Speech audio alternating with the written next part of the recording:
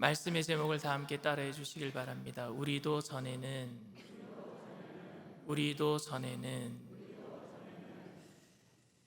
예수님을 만난 이후에 제 삶은 완전히 바뀌었습니다. 중학교 때 아버지의 지갑에 손을 대기 시작했고 10만 원짜리 수표도 훔쳐서 친구들과 술과 노름에 빠졌습니다. 고등학교 1학년 때에는 담배를 피기 시작했고 친구들과 술을 마시면서 남의 물건을 훔치다가 감옥에 가서 결국 새 사람이 되어서 나온 것이 아니라 더 나쁜 전과자들과 친구들과 사귀어서 더 흉악한 범죄를 하고 마약에까지 손을 대게 되었습니다. 그런데 술에 취해서 집에서 자다가 늦게 일어나 커튼을 걷는데 환한 빛이 비치면서 신호야, 너는 어찌하여 나를 핍박하느냐? 라는 음성을 듣게 되었고 눈이 멀게 되었고, 그래서 사막에 가서 3년 동안 예수님께 직접 성경 공부를 배워서 이렇게 목사가 되어서 목회를 하고 있습니다. 이 정도 되어야지 드라마틱한 간증 아니겠습니까? 속았죠?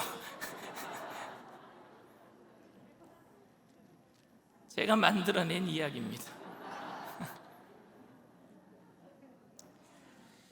그런데 저에게는 이런 드라마틱한 반전이 없습니다. 저는 기독교 3대 집안의 모태신앙으로 태어났습니다. 그래서 늘 예수님을 믿고 있다라고 생각하면서 자라났습니다. 그러다가 고등학교 2학년 때 사춘기를 겪으면서 약간의 죄를 짓기는 했지만 그렇게 큰 잘못을 저지른 기억도 없습니다. 잘못을 저질렀다고 할지라도 하나님을 비방하고 교회를 떠난 적은 더더욱 없습니다.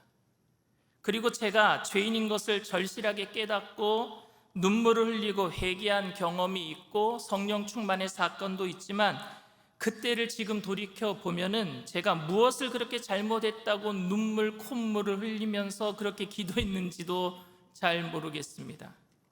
정말 회개는 했지만 그게 정말로 그때 고등학교 때 센티멘탈한 감정 때문인지 아니면은 정말로 하나님께서 나를 그렇게 용서하셨다는 것을 확신해서 그렇게 울었는지 지금 생각해 보면은 헷갈리기도 합니다.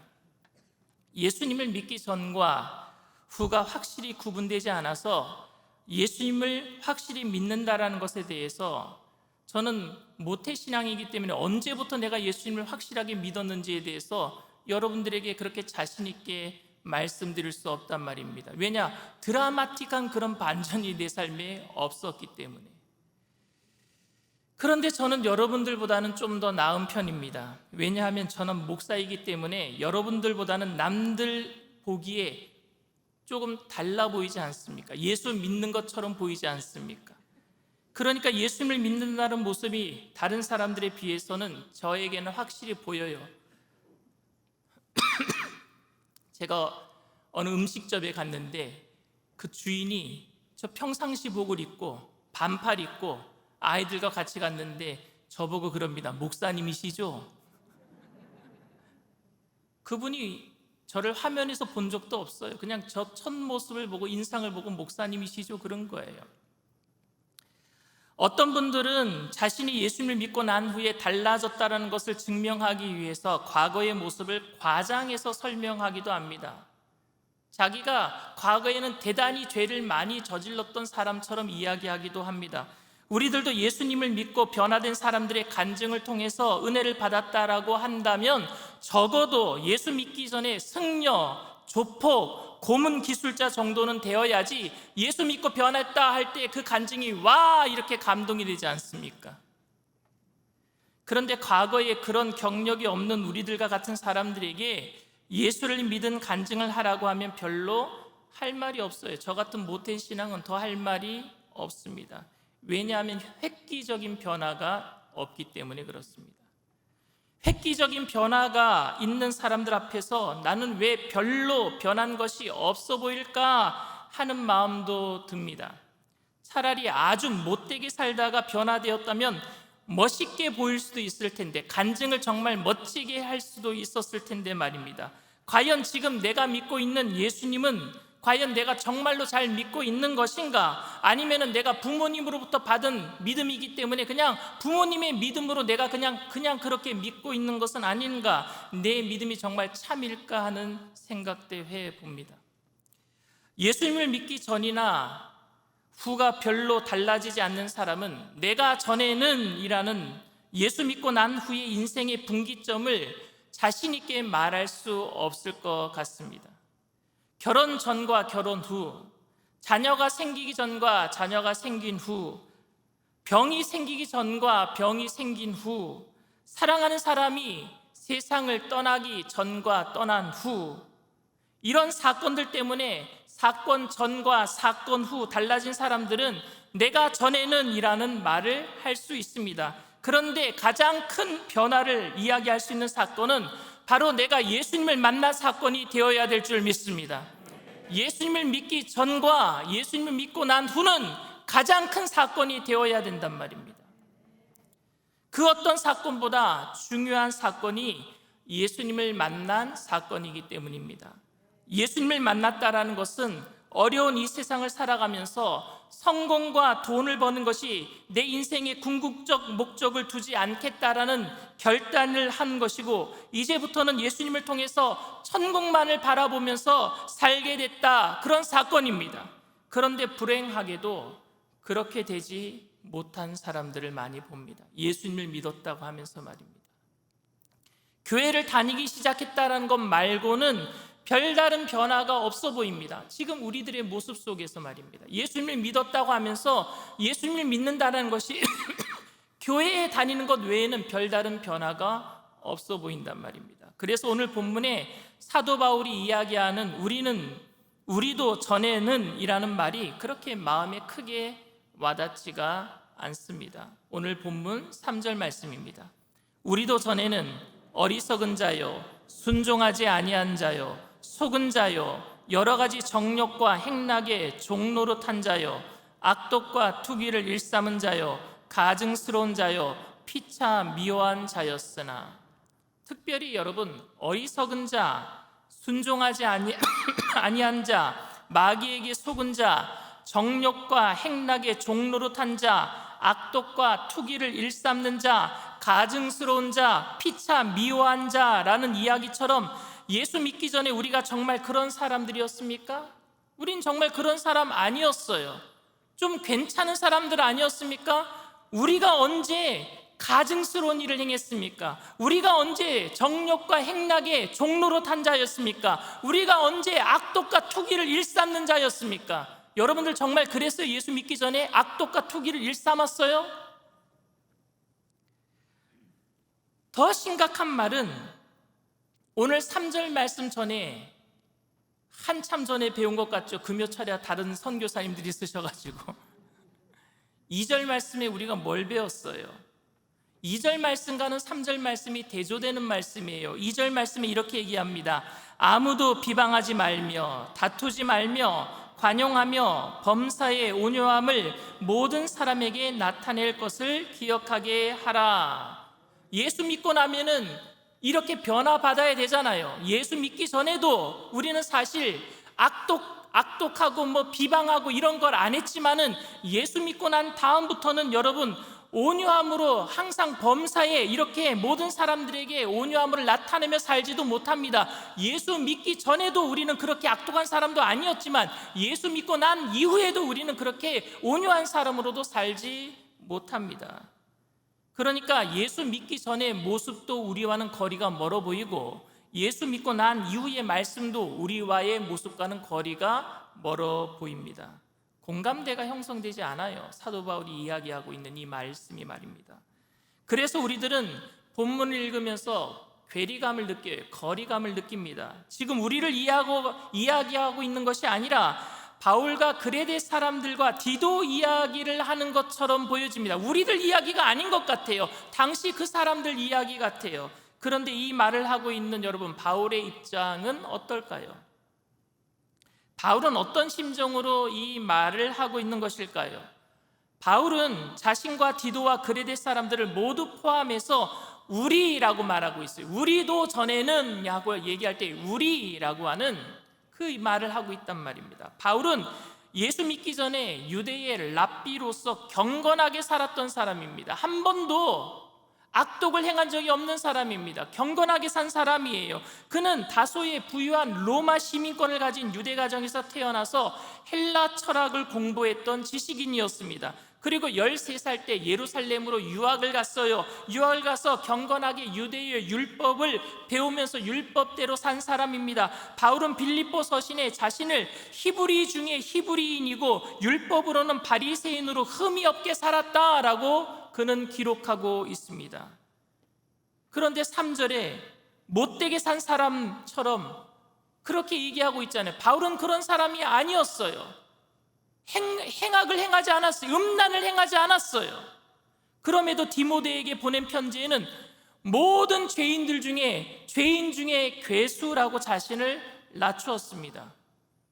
사도 바울이 도대체 무슨 죄를 지었길래 자기를 죄인 중에 괴수라고 이야기했겠습니까? 남들이 모르지만 하나님과 자신만이 알고 있는 그런 비리가 있어서 양심선언을 한 것이겠습니까? 바울이 선교 여행 다닌 곳곳마다 현지 철을 두었기 때문에요? 정말로요? 바울이 몰래 헌금을 입마에 포켓해 갖고 재산을 많이 쌓아놨기 때문에요? 그렇게 양심선언을 한 거예요? 하나님과 자기만 알고 있는 죄를 지었기 때문에요? 아니잖아요. 어떤 분들은 바울이 영적으로 우리들보다 민감했기 때문에 그렇게 고백했다라고 말하기도 합니다. 보통 사람들 같으면은 지나칠 일인데 조그만 죄에도 몸부림치는 사람이기 때문에 그렇게 얘기했다, 죄인 중에 괴수라고 얘기했다라고 말하는 것입니다. 깜빡 예배 시간에 졸 수도 있는데 바울은 그런 것을 못 견뎌서 예배 시간에 조금이라도 졸면은요 일주일 동안 금식 기도했다라고 이야기하는 겁니다. 그런 영적인 민감함을 얘기하고 있는 겁니까? 길거리에 가는 예쁜 여자를 쳐다보면 음란한 죄를 저질렀구나, 집에 와서 눈을 막 꼬집어서 피가 나게 만드는 겁니다. 그게 영적인 민감함입니까? 여러분, 바울이 그런 사람입니까? 그런 도덕적 경지를 말하는 것이 아닙니다. 만약에 그런 식으로 바울이 이야기했다면 그것은 교만입니다. 제가 한번 예를 들어볼까요? 저는 정말로 게으른 사람입니다. 하나님 앞에 제가 너무너무 게을러서 너무너무 죄송합니다. 그러면 여러분들이 저에게 뭐라 그럴까요? 목사님이 왜 게을리신데요? 목사님 얼마나 부지런하세요? 새벽마다 나오시는데. 아니요, 제가 얼마나 잠이 많은지 몰라요. 그럼 여러분들이 물을 거예요. 하루에 몇 시간 주무세요? 3시간이요. 그럼 여러분들이 저를 어떻게 생각할 거예요? 저 목사님 참 교만하네, 자기 자랑하고 있네, 이렇게 생각할 것 아니겠습니까? 당신과 나는 수준이 달라서 나는 조그만 죄에도 견딜 수 없다고 고백하는 것, 이렇게 말하는 것, 이것 자체가 교만입니다. 남들과 비교하는 거잖아요. 나는 당신과 틀려, 나는 조그만 죄에도 나는 못 견뎌하는 사람이야. 이건 교만입니다. 바울은 지금 이렇게 말하고 있는 것이 아닙니다. 바울이 나는 죄인 중에 괴수다라고 고백한 디모데전서 1장 13절에 보면은요, 똑같이 내가 전에는 이라는 말을 하고 있어요. 디모데전서 1장 13절 말씀입니다. 내가 전에는 비방자요, 박해자요, 폭행자였으나 도리어 긍휼을 입은 것은 내가 믿지 아니할 때에 알지 못하고 행하였음이라. 바울은 지금 자신의 종교적인 열심이나 선행을 일삼았던 자신의 과거를 이야기하고 있는 것이 아니라 주님을 거절했던 과거를 얘기하고 있는 거예요. 자신이 주인이 되어서 종교생활 아무리 열심히 하고 아무리 선행을 베풀어도 그건 자신의 열심이었고 자신이 주인이 되었고 자신이 높아지는 일이었어요. 주님을 높이는 일과는 전혀 상관없는 일을 했습니다. 아무리 깨끗하게 살아도 말입니다. 같은 맥락에서 오늘 디도서를 보면 예수를 믿기 전에 얼마나 악한 행동을 했는가를 말하고 있는 것이 아니에요. 행악자였다, 내가 불의를 일삼았다, 악독하고 투기를 일삼았다, 이런 모든 것들이 악한 일을 했다라는 행동을 했다라는 말이 아니라 윤리적으로 종교적으로 다른 사람들보다 월등히 나은 삶을 살았다라고 할지라도 그가 예수님 없이 자신이 주인의 삶을 살았다면 그것은 다 비방자요, 박해자요, 폭행자라는 말입니다. 다시 한번 디도서 3장 3절 말씀을, 오늘 본문 말씀을 봅니다. 우리도 전에는 어리석은 자요, 순종하지 아니한 자요, 속은 자요, 여러 가지 정욕과 행락에 종노릇한 자요, 악독과 투기를 일삼은 자요, 가증스러운 자요, 피차 미워한 자였으나. 이 이야기는 그렇게 나쁜 짓을 하면서 살았다라는 이야기가 아니라 예수님이 주인이 아닌 자신이 주인이 되었던 삶을 이야기하고 있는 거예요. 인생의 행복을 위해서 하나님의 심판도 두려워하지 아니하고 예수님을 믿는다고 하지만, 하나님을 믿는다고 하지만 여전히 내가 주인이 되어서 아무 의식 없이 종교인으로서 살아가고 있는 모든 사람들, 선행하고 있지만, 예배는 드리고 있지만 여전히 악행을 하고 있단 말입니다. 포악자요, 비방자요, 방해자가 된단 말입니다. 내가 주인이 되었다. 내가 주인인가, 예수님이 주인인가를 바울은 오늘 묻고 있어요. 그런데 하나님을 잘 믿었던 바울이 드디어 누구를 만났느냐? 다메섹 도상에서 다마스커스로 가는 길에서 예수님을 만난 줄 믿습니다. 예수님을 만났어요. 예수님을 만나고, 그리고 예수님께 직접 사막에서 말씀을 들은 거예요. 그리고 더 이상 바울 자신이 주인이 아니라 예수님이 그 자신의 주인이 되셨고, 그래서 예수님이 승천하신 천국이 바울에게는 이제 고향이 되었고, 이 세상은 바울에게 나그네 길이 된 줄 믿습니다. 주인이 아니었어요. 이것이 회심의 증거, 성령으로 인한 새 사람의 증거인 줄 믿습니다. 바울은 그 전과 그 후를 이야기하고 있는 거예요. 자신이 주인이 되어서 자신의 의로 예수 믿는 사람들을 잡아다 죽이려고 했던 그 의로웠던, 자기가 생각할 땐 자기가 가장 의로웠어요. 그런데 그건 자신이 주인이었단 말입니다.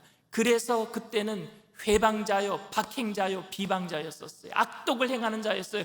그런데 예수님이 주인이 되시고 났더니 이제는 새 사람이 되었단 말입니다. 아무리 도덕적으로 청결함을 유지하고 법이 없이 사는 사람이라고 할지라도 이 세상이 그의 삶의 전부이고, 그 사람이 예수님을 믿고 있어도 그 사람이 주인이 되고 있다면 그 사람은 회심한 사람이 아닙니다. 새 사람이 아니에요. 교회를 다니고 있지만, 종교 생활은 하고 있겠지만 회심한 사람이 아니라, 새 사람이 아니라 여전히 비방자요, 여전히 악독을 행하는 자가 되고 맙니다. 여러분들의 삶의 주인은 여러분입니까? 아니면 예수님이십니까? 우리도 전에는 비방자요, 악독을 행하는 자요, 우리도 전에는, 이제는 주님이 우리의 삶의 주인이 되어 주셔야 될 줄 믿습니다. 오늘 본문 5절에 이렇게 얘기를 합니다. 우리를 구원하시되 우리가 행한 바 의로운 행위로 말미암지 아니하고 오직 그의 긍휼하심을 따라 중생의 씻음과 성령의 새롭게 하심으로 하셨나니. 아멘. 저는 이 말씀에 큰 위로가 됩니다. 우리가 선하게 살려고 애를 쓸 때 우리는 우리가 행한 선으로 우리가 의롭게 될 수 있다고 착각하기도 합니다. 아니면 우리가 선을 행하려고 할 때에, 선을 행하려고 할 때 안 될 때 오히려 좌절하게 되기도 합니다. 그리고 선을 행하려는 시도조차 하지 않으려고 하기도 합니다. 선을 공적으로 생각하게 되면 내가 이루어놓은 선 때문에 업적이라고 생각하기 때문에 남을 비판하고 나는 남을 판단하는 사람이 되고, 선을 행하지 못하게 되면 죄책감에 빠져 좌절에 빠지게 되기도 합니다. 그런데 바울은 우리가 우리의 선행으로 변화되었다라고 말하지 않고 은혜 때문에 변화되었다라고 말하고 있어요. 아멘. 우리의 선행 때문에 우리가 변화된 것이 아니라 은혜 때문에 우리가 변화된 줄 믿습니다. 우리가 전에는 이라고 말할 수 있었던 것은 바울이 월등하게 다른 사람들에 비해서 나았기 때문이 아니라 그것은 바로 하나님의 자비와 용서 때문이었습니다. 은혜 때문이었어요. 나를 용서해 주신. 저는 목회를 시작한 지 30년이 지났지만 아직도 저에게는 획기적인 변화가 없습니다. 아직도 교만과 욕심 때문에 제 안에 저와 싸우고 있어요. 날마다 제가 여러분 무슨 기도할까요? 하나님, 내 안에 있는 욕심을 없애주세요. 하나님, 내가 남들과 비교하고 남들 잘 되는 거 배아파하는 거 없어지게 해주세요. 이런 기도하고 있단 말입니다. 아직도. 그러나 이 말씀 때문에 저는 은혜가 됩니다. 열심히 내가 노력했지만 내가 전에는 이라고 자신 있게 말할 수 있는 경지에 도달하지 못했지만 그럼에도 포기할 수 없고 주저앉아 있을 수 없음은 나된 것은 나의 노력이 아니라 주님의 은혜 때문입니다. 주님의 은혜 때문에 나는 할 수 없기 때문에 그러니까 적당히 살자가 아니라 주님의 은혜 때문에 은혜에 반응하면서 내가 최선을 다하겠다. 오늘도 일어나는 줄 믿습니다. 오늘 본문 말씀 6절 말씀입니다. 우리 구주 예수 그리스도로 말미암아 우리에게 그 성령을 풍성히 부어주사 우리로 그의 은혜를 힘입어 의롭다 하심을 입어 얻어 영생의 소망을 따라 상속자가 되게 하려 하심이라. 아멘.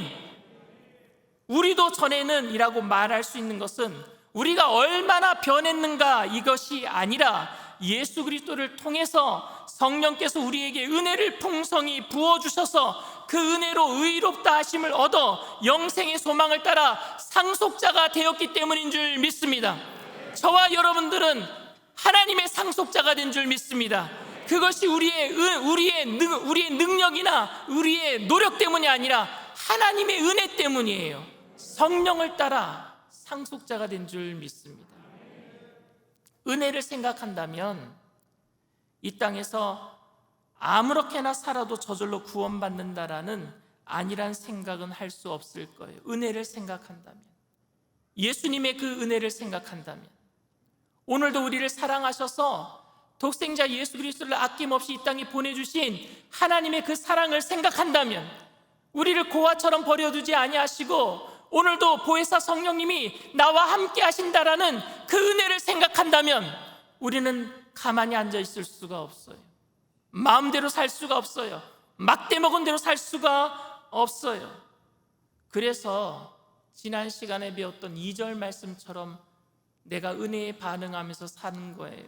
아무도 비방하지 말며 다투지 말며 관용하며 범사의 온유함을 모든 사람에게 나타내며 살게 될 줄 믿습니다. 그게 내 능력이 아니라 하나님께서 나에게 주신 은혜 때문에. 이렇게 살 수 있는 힘은 우리에게 있는 게 아니에요. 저와 여러분들에게 있는 게 아닙니다. 그렇지만 그때마다 우리가 받은 은혜를 생각해 봐야 돼요. 넘어져 있을 때, 안 될 때에 왜 나는 안 될까? 왜 나에게는 능력이 없을까? 왜 나는 변화가 안 될까? 그때마다 우리는 주님의 은혜를 생각하게 되기를 원합니다. 믿음의 주요 온전히 하시는 예수님을 바라보세요. 여러분들을 향하신 인자하신 모습으로 날마다 우리에게 용기를 주시고 우리를 포기하지 아니하시고 손을 뻗어서 이렇게 세워주시기 위해서 손 내밀고 계시는 예수님을 바라보게 되기를 원합니다. 우리가 할 수 없음에도 불구하고 그래도 우리에게 오늘 비방하지 않고 다투지 않고 관용하며 범사의 온유함으로 살 수 있는 것은 주님의 은혜 때문인 줄 믿습니다. 주님의 은혜 때문에. 주님의 은혜는 결국 우리를 넘어져 있는 자리에서 이렇게 세워줄 것이고 주님 닮아가도록 달려가도록 만들어주실 줄 믿습니다. 그리고 뒤돌아봤을 때에 우리가 장성물량까지 예수님의 모습으로 닮아가고 있을 때 우리는 자신 있게 이야기할 거예요. 이게 나된 것은 주님의 은혜입니다. 내 힘으로 이렇게 온 것이 아니라 주님의 은혜입니다. 주님께 영광 돌리는 저와 여러분들 다 되시기를 주님의 이름으로 축원을 드립니다.